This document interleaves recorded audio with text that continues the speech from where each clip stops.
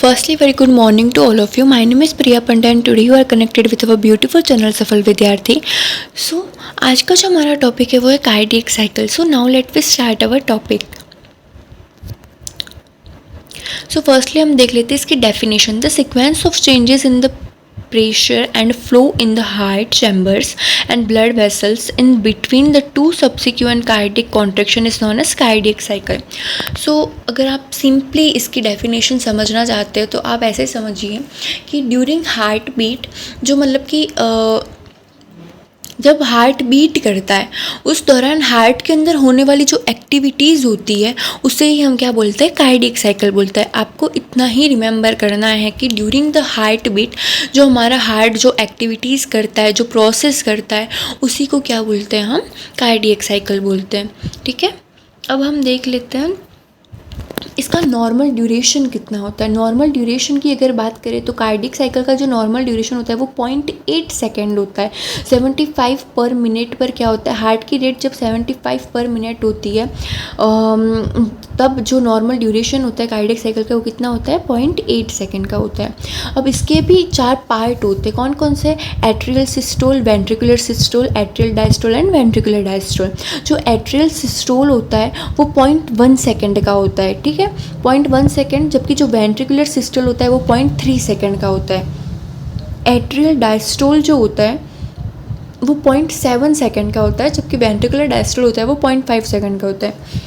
अब मुझे पता है कि आपको ये रिमेंबर करने में 0.1, 0.3, 0.5, 0.7 रिमेंबर करने में आपको बहुत ज़्यादा कन्फ्यूज़न होगा, राइट. मुझे भी होता था, इसलिए मैं बता रही हूँ आपको कि आप इसको कैसे याद कीजिए.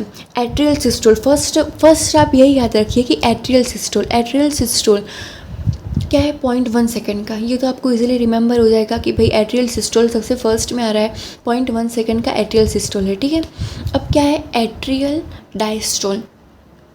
एट्रियल डायस्टोल जो है वो कितने सेकेंड का होगा, 0.7 सेकेंड का होगा. कितना, 0.7 सेकेंड का होगा. आप ऐसे भी याद रख सकते हो कि देखो, जैसे कि एट्रियल सिस्टोल और एट्रियल डायस्टोल के बीच में मैं बता रही हूँ. ठीक है, अब सिस्टोल की जो स्पेलिंग है वो क्या है, SYSTOLE. ठीक है, और डायस्टोल की स्पेलिंग क्या है, DIASTOLE. अब आप इसको कैसे याद रखिए कि डायस्टोल डी, और जो डायस्टोल का काम होता है वो क्या होता है, हार्ट के अंदर रिलैक्सेशन का. तो डॉक्टर से आप याद रखिए कि डायस्टोल है तो वो रिलैक्सेशन में हेल्प करेगा. ठीक है, तो डॉक्टर की जो ग्रेड होती है वो क्या होती है, बहुत ज़्यादा बड़ी होती है. तो आपको ऐसे याद रखना है कि बड़ी ग्रेड, तो इसकी जो सेकेंड है वो भी क्या है, ज़्यादा है. कितना, 0.7 सेकेंड. 0.7 सेकेंड एट्रियल डायस्टोल हो जाएगा और एट्रियल सिस्टोल क्या हो जाएगा, 0.1 सेकेंड. ठीक है, अब हम देख लेते हैं ventricular systole and ventricular diastole. जो वेंट्रिकुलर सिस्टोल होगा वो 0.3 सेकेंड होगा और वेंट्रिकुलर डायस्टोल होगा वो 0.5 सेकेंड. दोनों के अंदर ही अगर हम डायस्टोल के अंदर देखें तो डायस्टोल की जो सेकेंड की वैल्यू है वो ज़्यादा है. तो आपको डी से याद रखना है कि जो डॉक्टर की जो ग्रेड होती है वो क्या होती है, बहुत ज़्यादा होती है. मतलब कि डॉक्टर की पदवी जो होती है वो बहुत बड़ी होती है. तो डायस्टोल के अंदर, एट्रियल डायस्टोल के अंदर आप याद रखना 0.57 सेकेंड, जबकि वेंट्रिकुलर डायस्टोल के अंदर आपको याद रखना है 0.5 सेकेंड. ठीक है, अब हम इसकी कुछ टर्म्स देख लेते हैं कि refers to the events of one complete heart beat. हाँ, कि मतलब कि कार्डियक साइकिल की ये भी डेफिनेशन है कि इसको हम यूँ बोल सकते हैं कि it's the event of one complete heart beat.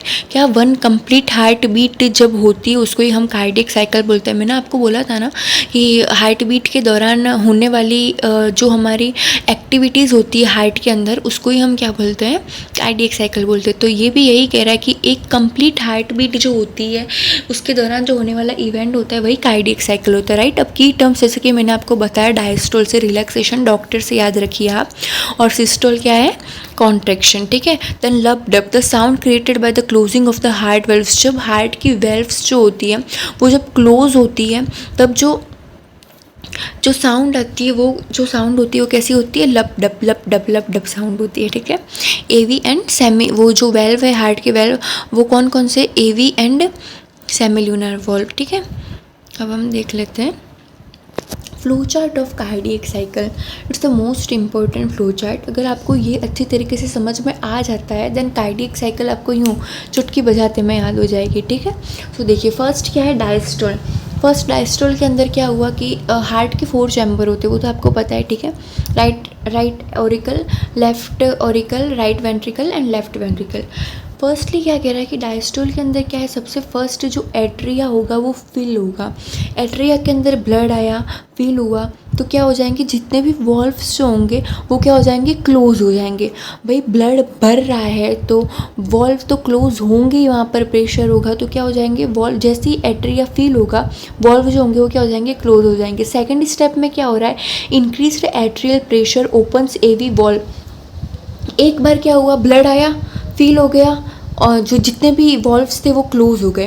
अब क्या होगा कि एट्रिया के अंदर क्या होगा, बहुत ज़्यादा प्रेशर होगा। एट्रिया के अंदर क्या होगा, बहुत ज़्यादा प्रेशर होगा, जिसके कारण क्या होंगे, जो एवी वॉल्व्स होंगे वो ओपन हो जाएंगे और वेंट्रिकल फील होगा। आपको पता है कि हार्ट के कितने चैम्बर होते हैं, 4 चैम्बर होते हैं।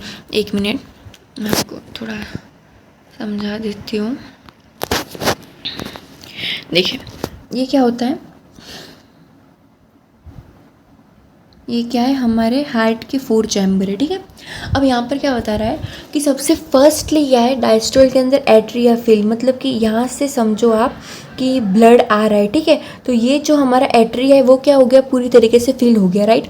अब क्या होगा कि भाई ब्लड आ रहा है आ रहा है आ रहा है, तो भाई फिल तो हो गया। अब क्या होगा, यहाँ पर इसकी जो वॉल्व होगी वहाँ पर क्या होगा, प्रेशर बढ़ेगा। तो जैसे ही प्रेशर पड़ेगा तो उस कंडीशन में क्या हो जाएगा कि जो एवी वॉल्व्स होंगे वो ओपन हो जाएंगे। ये जो यहाँ पर वॉल्व्स होते हैं, एवी वॉल्व्स जो होंगे वो ओपन हो जाएंगे और वेंट्रिकल्स के अंदर ब्लड फील हो जाएगा, ठीक है। वेंट्रिकल्स के अंदर ब्लड फील हो गया। अब क्या हो जाएगा, सिस्टोल बिगिन, सिस्टोल स्टार्ट हो जाएगा। अब क्या होगा, जो एट्रिया कॉन्ट्रैक्ट एंड एम्प्टी, ये एट्रिया जो था, एट्रिया पर प्रेशर आया तो उसने क्या हुआ, पूरा वेंट्रिकल्स को भर दिया, ठीक है। तो अब ये क्या कह रहा है कि एट्रिया कॉन्ट्रैक्ट हुआ और खाली हो गया और वेंट्रिकल्स क्या हो गए, पूरे भर गए। ये 3 प्रोसेस के अंदर ये दो से आपको समझ में आ गया कि ये जो 3 प्रोसेस है उसके अंदर ये हुआ, ठीक है। अब हम नेक्स्ट देखते हैं, तो सॉरी एक मिनट, हाँ। सो जो नेक्स्ट स्लाइड है उसके अंदर क्या है कि 4th के अंदर क्या हो रहा है, सिस्टोल, ठीक है। अब क्या हो जाएगा कि ये हमने देखा यहाँ पे हार्ट के हमारे 4 चैम्बर, राइट। क्या हुआ, सबसे फर्स्टली क्या हो गया, ये एट्रिया के अंदर ब्लड आया, ये पूरा भर गया। एवी वॉल्व्स जो हो गए वो क्या हुआ, प्रेशर के कारण खुल गए। तो यहाँ पर क्या हो गया, वेंट्रिकल के अंदर पूरा ब्लड हो गया। अब क्या हो गया, एट्रिया पूरा एम्प्टी हो गया, ब्लड किसके अंदर आ गया, वेंट्रिकल के अंदर आ गया। वेंट्रिकल अभी भरे हुए, राइट, वेंट्रिकल भरे हुए। तो अब क्या हो जाएगा, सिस्टोल, वेंट्रिकल बिगिंस कॉन्ट्रेक्शन। अब वेंट्रिकल्स क्या होंगे, कॉन्ट्रेक्शन करना स्टार्ट करेंगे। प्रेशर क्लोज एवी वॉल्व्स, प्रेशर क्या होगा कि ये जो जैसे ही वेंट्रिकल्स भरना स्टार्ट करेंगे तो ये जो एवी वॉल्व जो खुला हुआ था, ये एवी वॉल्व जो खुला हुआ था वो क्या हो जाएगा, क्लोज हो जाएगा, ठीक है। क्लोज हो गया तो जो एट्रिया हो गए वो क्या हो जाएंगे, ये जो पार्ट था, ये एट्रिया का जो पार्ट था वो एकदम एम्प्टी, एकदम रिलैक्स हो जाएगा। ये एट्रिया क्या हो गए, एकदम रिलैक्स हो गए। अब जो 5th स्टेप है उसके अंदर क्या है कि ventricles contract, increased pressure in ventricles. अब वेंट्रिकल्स क्या होंगे, कॉन्ट्रैक्ट होना स्टार्ट करेंगे और जो प्रेशर होगा वो वेंट्रिकल्स के अंदर इंक्रीज हो जाएगा। Aortic and pulmonary valves open, जो एरोटिक और पल्मोनरी वेन्स होते हैं हार्ट के अंदर वो भी क्या हो जाएंगे, ओपन हो जाएंगे। Then blood injected into aorta and pulmonary artery, और जो ब्लड होगा वो एरोटा और पल्मोनरी आर्टरी के अंदर इंजेक्ट कर जाएगा। जो लास्ट प्रोसेस है वो है डायस्टोल। डायस्टोल के अंदर क्या हो जाता है, वेंट्रिकल्स जो होंगे वो एम्प्टी हो जाएंगे और वेंट्रिकल्स एम्प्टी हो जाएंगे। देन वेंट्रिकल्स रिलैक्स भी हो जाएंगे। एरोटिक एंड पल्मोनरी वेल्व्स जो होगी वो क्लोज हो जाएंगे। मतलब कि जो लास्ट प्रोसेस होगा उसके अंदर क्या हो जाएगा, वेंट्रिकल्स का एम्प्टी होना, वेंट्रिकल्स रिलैक्स हो जाएंगे और जो एरोटिक और पल्मोनरी वेल्व्स होगी वो भी क्या हो जाएगी, क्लोज हो जाएंगी। तो ये जो थे वो हमारे क्या थे, 6 प्रोसेस थे कार्डियक साइकिल के, क्या थे, 6 प्रोसेस थे। फ्लो चार्ट था जो आपको अच्छी तरीके से समझ में आ गया होगा। सो अब हम देखते हैं हमारी नेक्स्ट स्लाइड के अंदर कार्डियोवैस्कुलर सिस्टम क्या होता है। तो the cardiovascular system is composed of 2 circulatory paths that is pulmonary circulation and systemic circulation. जो कार्डियोवैस्कुलर सिस्टम होता है उसके 2 सर्कुलेटरी पाथ का कार्डियोवैस्कुलर सिस्टम होता है, जो कि फर्स्ट जो है वो है pulmonary circulation and second is the systemic circulation. Right. अब हम देख लेते हैं पल्मोनरी सर्कुलेशन और सिस्टमिक सर्कुलेशन होता क्या है। तो जो पल्मोनरी सर्कुलेशन होता है वो क्या होता है, जनरली जो ब्लड होता है वो क्या होता है, हमारे हार्ट से लंग्स के अंदर जाता है। लंग्स के अंदर जाता है डीऑक्सीनेटेड ब्लड, और वहाँ से प्योर होकर फिर वो वापस हार्ट के अंदर वापस सप्लाई होता है। जबकि सिस्टमिक सर्कुलेशन के अंदर क्या होता है कि जो हार्ट से डायरेक्टली जो ब्लड होता है वो हमारी पूरी बॉडी के अंदर पंप होता है, इसलिए इसको बोलते हैं कि बॉडी के अंदर पूरे सिस्टम के अंदर ब्लड जो होता है वो फ्लो होता है, इसलिए इसको क्या बोलते हैं, सिस्टमिक सर्कुलेशन बोलते हैं, राइट।